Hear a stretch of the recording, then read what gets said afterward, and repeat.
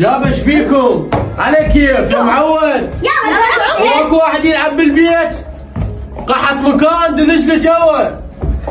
قوم. لك عمو على كيف؟ لك السقف ثاني وراح يوقع علينا.